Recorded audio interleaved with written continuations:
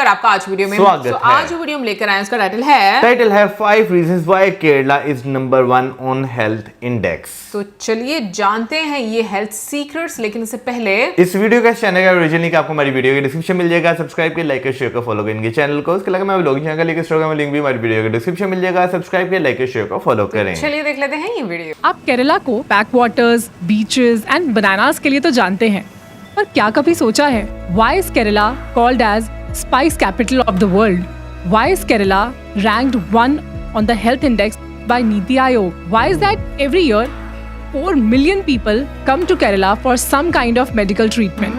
Why is Kerala reported as one of the best 50 destinations to see before you die? Why is Kerala the only state with higher number of women sex ratio? Why is that Kerala has the highest literacy rate? And why is Kerala renowned for its traditional Ayurvedic massages? ये मुझे अच्छा लगता और क्या आप जानते हैं केरला का मतलब क्या है?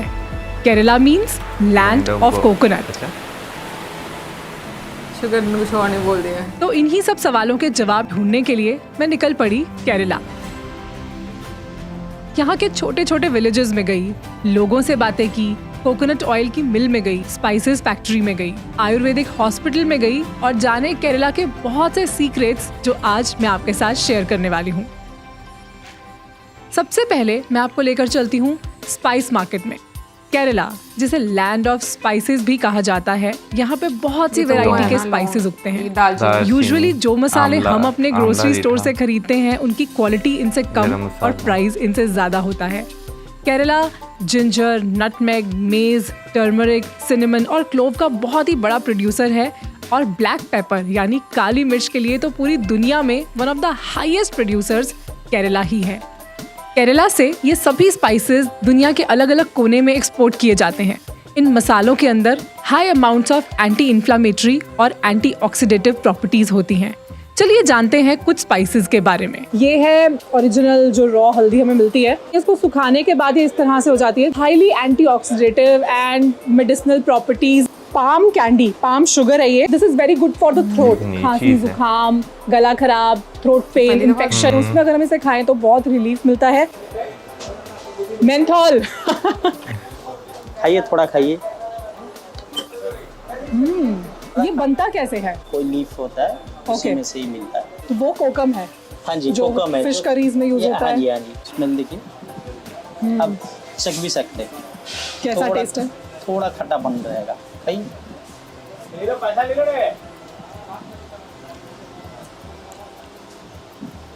जैसा 2-3 किलो 2-3 काफी खट्टा लग रहा किलो है। इमली का जरूरत नहीं है। चलिए बताइए ये क्या है? सिनेमन, दालचीनी? नो। इन डार्क कलर की स्टिक्स को एक्चुअली कासिया कहते हैं। इनका टेस्ट मतलब स्ट्रॉन्ग dark और इनकी dark फ्रेग्रेंस लग रहा है। पंजेंट होती है। और ये है सिलोन सिनेमन, जिसे ट्रू सिनेमन भी कहते हैं। इन्हें श्रीलंका से इंपोर्ट किया जाता है। इसका फ्लेवर माइल्ड और डेलिकेट होता है। सिलोन कासिया से ज्यादा एक्सपेंसिव और प्रीमियम होती हैं। ये सभी स्पाइसेस जब यहाँ के खाने में डलते हैं तो उससे खाने का टेस्ट तो बढ़ता ही है, साथ में हेल्थ बेनिफिट्स भी डबल हो जाते हैं। शायद इसीलिए केरला हेल्थ इंडेक्स पे नंबर 1 पे रैंक करता है। तो चलिए अब एक्सप्लोर करते हैं केरला के आयुर्वेदिक मेडिसिन सिस्टम को। आप जानते हैं आयुर्वेद इंडिया में 5000 साल पहले ओरिजिनेट हुआ था और ये इतना वास्ट है कि इसमें लगभग हर बीमारी का नेचुरल इलाज है। यहाँ के डॉक्टर्स से बात करके मैंने जाना कि किस तरह एक इंसान की प्रकृति यानी कि बॉडी टाइप को समझते हुए उन्हें डेली रूटीन, खाना पीना, एक्सरसाइज, ये सभी चीज़ें सजेस्ट की जाती हैं जिससे वो एक बेहतर लाइफ जी सकें और अपने लाइफस्टाइल से जुड़ी बीमारियों को नेचुरल तरीके से दूर कर सकें। मैंने जाना पंचकर्मा के बारे में, जो कि एक 5 स्टेप बॉडी प्यूरिफिकेशन प्रोसेस है। There is a 5 process mainly described by the Acharyas to cleansify the body and rejuvenate your body, remove the toxins and everything like that. फिर हमने देखे कुछ हर्ब्स जिन्हें यूज करके आयुर्वेदिक दवाइयाँ बनाई जाती हैं। ये हर्ब्स वात, पित्त और कफ को बैलेंस करने में मदद करती हैं। जब कोई अपनी बॉडी टाइप के अकॉर्डिंग इन हर्ब्स को रेगुलरली लेता है तो वो बहुत सी बीमारियों को प्रिवेंट कर सकता है। अब चलते हैं स्पा सेंटर में और जानते हैं आयुर्वेदिक ऑयल्स और मसाजेस के कुछ इंटरेस्टिंग फैक्ट्स के बारे में। Hello, good morning. Can Ayurvedic massages really help in weight management and or weight reduction? Actually, there are very different types of massages. Okay, we have powder massage. That's actually for the weight reduction, and the horse gram, the bolus one. That's all coming under the weight reduction massages. It's done opposite of the hair follicle. All right. So it means that we are disturbing the underneath the surface. So if we are doing, We are mobilizing the fat? we are mobilizing the fat by the pressurized massage with the powder. So the powder also, herbal powder is there, and that powder actually makes a heat on its body. So the fat will be mobilized. So it will be reduced, and it goes with the system and Okay, flushes out. flushes out. Okay. How do they help in mental well-being, stress, anxiety? Actually, the Shirodhara is doing very best यार for ये मुझे the करवाना है। Shirodhara. The oil will be Oil. pouring on the forehead in an oscillatory movement, and you will getting so much relaxation on that also. And in between, they will massage your head with the fingers, so you will get more relaxation. So you will. If you are doing, if you have more tension or something, I will say you can sleep for the whole day. Really? Yeah, here we have guests who are not getting sleep for some years or something, and they are on some tablets. So if we are, with one sitting, we are getting the results. तो अगर कोई natural healing और wellness को experience करना चाहता है तो उसके लिए केरला एक परफेक्ट डेस्टिनेशन है। अब केरला आए और कोकोनट की बात ना हो ये तो हो नहीं सकता। Look at the baby coconut. Wow इस एक कोकोनट से क्या क्या बनता है ये जानने के लिए मैं पहुंच गई केरला के एक और विलेज में। This is actually just a small island. It's an island. Yeah, it's an island. So it's surrounded by water, and most of the people here are fishermen. Okay. So basically, we'll be seeing like the livelihood here. And so we'll be showing how a person will go up a tree, how he harvests the coconut. Then पूरा एक first we'll mechanism be तैयार showing किया how उन्होंने we भी। dehusk it. Basically, how we get the fiber. And then how we turn it into a rope. So we're gonna do all this. Yeah, we'll be showing everything. Yeah. So this is how it starts growing on Yeah. the tree. So just we'll show how we dehusk it.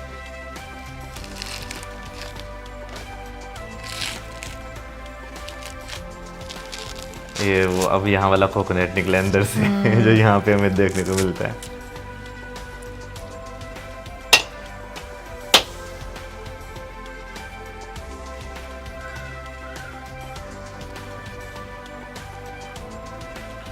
We are making coconut milk, guys. ये क्या बन रहा है? Coconut अच्छा। नहीं crush हुआ हुआ।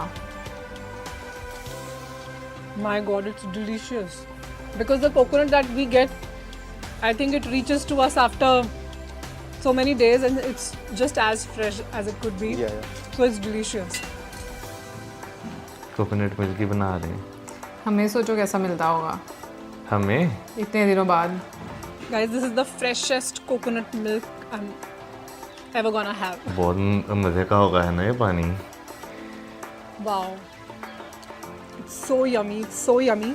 After looking at this process, मुझे लगता है हमें कभी भी कोकोनट मिल्क बाज़ार से ख़रीदने की ज़रूरत ही नहीं है जिसमें इतने सारे प्रिजर्वेटिव्स होते हैं, आर्टिफिशियल चीज़ें होती हैं। Then you can make coconut milk at your home just like that. और इसका टेस्ट भी बहुत ही अलग है एंड वी नो ये एकदम प्योर है, 100% नेचुरल है। अभी हमने अपनी आंखों के सामने एक फ्रेश कोकोनट से इसको बनाया है। It's so easy, it's not difficult and it taste so good. Thank you. और बहुत सारे यूजेस हैं इसके, इसको हम जस्ट लाइक दैट वैसे भी पी सकते हैं। So I think it's a wonderful beverage, it's a wonderful drink, all natural.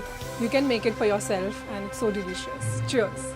Coconut husk, जिसे हम कॉयर के नाम से जानते हैं, ये एक ऐसा नेचुरल फाइबर है जिसे बहुत तरीकों से यूज किया जाता है।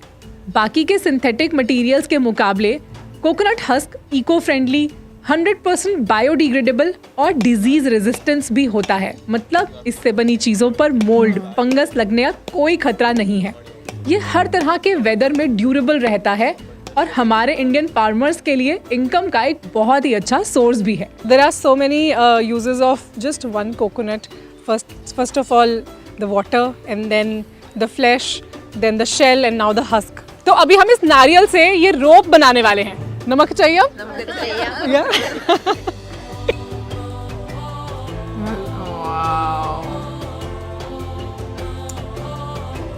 coir made furniture is getting back in trend nowadays. Yeah. So, in fact, a lot of people in the urban areas, they are preferring. Nice. Yeah, it does Wow. look beautiful It actually. looks very beautiful.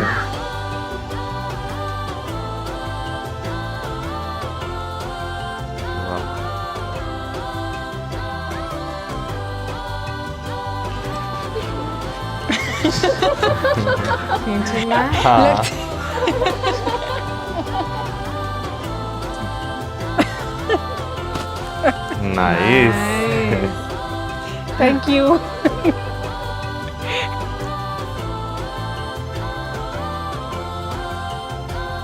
अच्छा shot है ना? वाह, चलिए ये क्या अब है? जानते हैं कि कोकोनट ऑयल जालो जिसे का हम शायद। खाने में यूज करते हैं, बालों पे लगाते हैं, वो कैसे स्किन बनता केयर के लिए है? यूज करते हैं, ये कैसे बनता है। और अभी मैं आई हूँ कोकोनट ऑयल मिल में, तो चलिए देखते हैं कि इस कोकोनट से प्योर एक्स्ट्रा वर्जिन कोकोनट खुश्क ऑयल है कैसे ना? बनाया जाता है। Come let's see.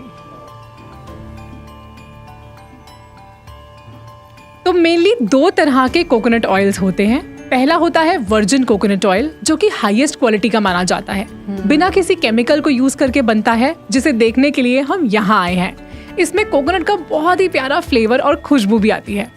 दूसरा होता है रिफाइंड कोकोनट ऑयल, जिसे रिफाइनिंग, ब्लीचिंग, डिओडराइजिंग के बाद कुकिंग पर्पस के लिए यूज किया जाता है।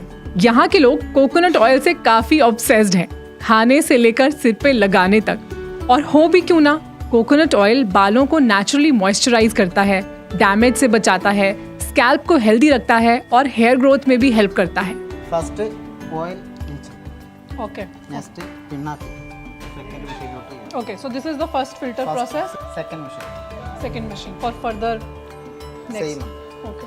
इधर से कोकोनट आएगा, आने के बाद दोनों में आएगा कोकोनट ऑयल। होने के बाद होने के बाद में ये पाइप के थ्रू जाएगा। पाइप में कोकोनट ऑयल को बहुत से आयुर्वेदिक ट्रीटमेंट्स में भी यूज किया जाता है, क्योंकि माना जाता है कि ये वात, पित्त और कफ को बैलेंस करता है। केरला में मोस्टली खाना कोकोनट ऑयल को यूज करके ही बनाया जाता है। यहाँ की लेडीज से बात करके मैंने जाना कि ये बचपन से लगातार अपने बालों में सिर्फ प्योर कोकोनट ऑयल ही लगाती हैं, जो उनके बालों को नेचुरली मॉइस्चराइज करता है, हेल्दी रखता है और शाइनी भी बनाता है। coconut oil. Okay, coconut oil is called as Ate velichenna. That my hair strong. You know, India में 30% कोकोनट केरला से ही मिलता है और कोकोनट इंडस्ट्री केरला की इकोनॉमी का एक सबसे बड़ा पार्ट है। चलिए अब यहाँ के फूड कल्चर के बारे में समझते हैं। So I am here to have sadya, which is a meal served on banana leaf. ये तो आप जानते होंगे कि साउथ इंडिया में मोस्टली पार्ट्स में लोग बनाना लीफ पे खाना सर्व करते हैं, पर जानते हैं ऐसा क्यों है? इसके पीछे सिर्फ ट्रेडिशनल ही नहीं, हेल्थ रीजंस भी हैं।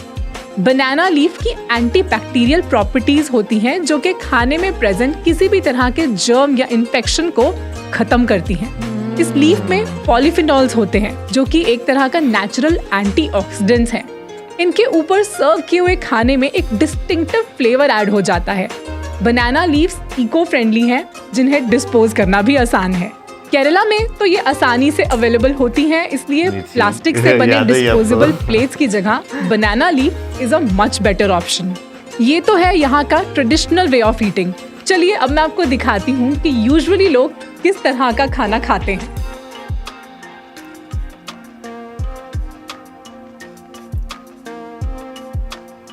ये फाइन डाइनिंग है। चलिए आपको दिखाती हूँ कि केरला का ऑथेंटिक शायद। ब्रेकफास्ट कैसा है।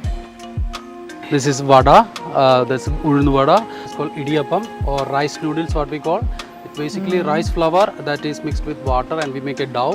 And after that, it is put on a machine and then we squeeze it just like a noodles. Do you know, coconut और बनानास के अलावा केरला अपने पाइनएप्पल्स के लिए भी फेमस है। वजाकुलम पाइनएप्पल जो यहाँ पर उगता है, इन्हें क्वीन ऑफ पाइनएप्पल्स भी कहा जाता है। ये मीठे और रस से भरे होते हैं। ये खास पाइनएप्पल यहाँ की लोकल मैंने डिशेस भी में तो खाया ऐड है, होता ही है, खाया है। बल्कि केरला से और भी कई कंट्रीज में एक्सपोर्ट किया जाता pineapple, है, हाँ। जिससे यहाँ की इकोनॉमी को भी फायदा होता है।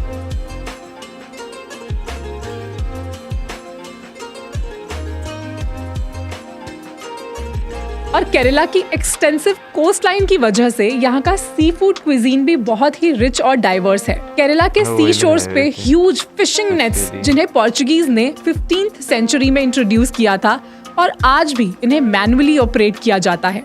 सी फूड ओमेगा 3 में रिच होता है। इसमें हाई क्वालिटी प्रोटीन होता है जो कि मसल्स की ग्रोथ और रिपेयर में हेल्प करता है। फिश विटामिन डी, B12 और सेलेनियम का बहुत ही अच्छा सोर्स है। इसमें हेल्थी फैट्स होते हैं जो कि मेटाबॉलिज्म को इम्प्रूव करता है। फिर केरला के world famous banana chips try करने के लिए मैं चली गई एक लोकल शॉप पे। गाइज, ये है केरला का स्पेशल केला, तो ये अभी रॉ फॉर्म में है। इसका जो फ्रूट है उसके बनाना चिप्स बनते हैं। अभी हम जाते हैं शॉप में और देखते हैं कि बनाना चिप्स कैसे बनते हैं, कौन सा ऑयल यूज होता है। Let's go and make some banana chips.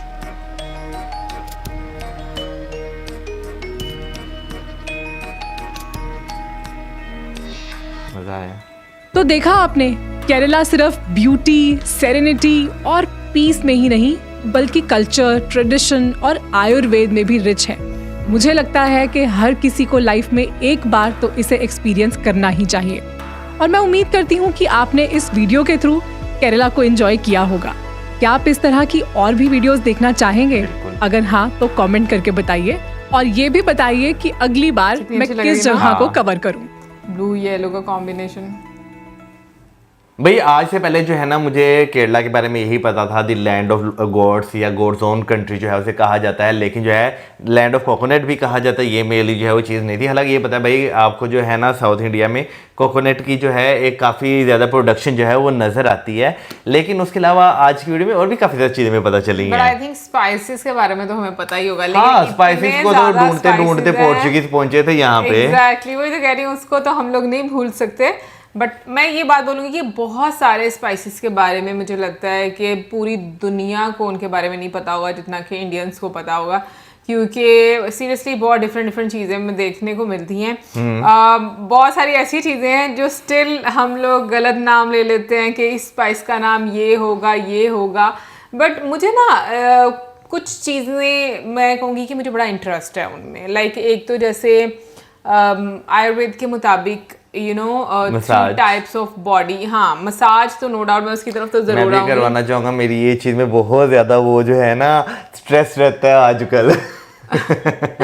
तो मुझे हमेशा, मैं पढ़ती ज़रूर हूँ बट मुझे ना कभी भी उसके बारे में पता नहीं चलता कि मेरी बॉडी किस टाइप की है। मतलब according to Ayurveda 3 types of body होती है। और मज़े की बात ये कि खैर इस वीडियो के माध्यम से वो मुझे सही प्रोनाउंसिएशन सुनने को मिली, वरना मैं बोलती थी वाता, पित्ता और कफा, कुछ इस तरह से मैं बोलती थी, लेकिन उन्होंने बोला बीच में वात, पित्त और कफ, इस तरह से आई थिंक बोला। वो असल में ए साइलेंट होता है ना साउथ वाली साइड पे। आपको यहाँ पर हम जो है अगर RAMA लिखा होगा हम रामा बोलेंगे। और अगर हम लोग बात करेंगे कोई एक ऐसा आयुर्वेदिक डॉक्टर हम लोगों को यहाँ पर देखने को मिल जाए, तो मुझे नहीं लगता कि ऐसा कोई डिटेल नॉलेज वाला डॉक्टर हमारी की नज़र में है या कोई हमारे जानने वालों की नज़र में।